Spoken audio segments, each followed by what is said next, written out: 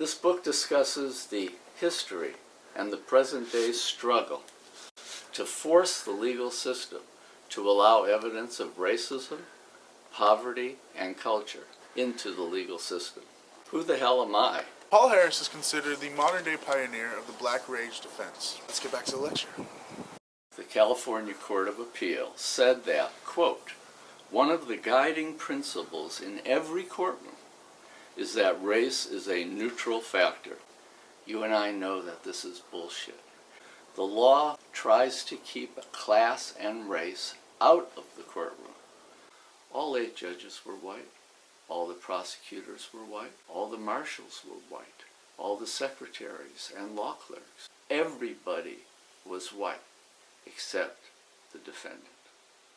The Black Rage defense says that the myth of the colorblind courtroom is just that, a myth that supports the establishment, the power structure, the existing systematic racism of the legal system.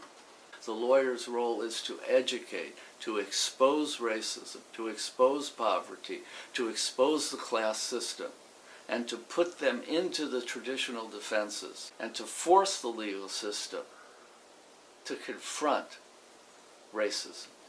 In this way, we protect the dignity of our clients. What is the Black Rage defense? It is a legal strategy, a theory of the case. It shows how society is an accomplice to crime, a co-conspirator. If I had a jury of my peers, I would be found not guilty. And this is not a guilty plea, counsel. You told me it was a guilty plea. Stephen's stubborn refusal to accept a white legal system. In both trials, the political reality of what it means to be black in America became an essential part of the defense. These cases show that white people can't understand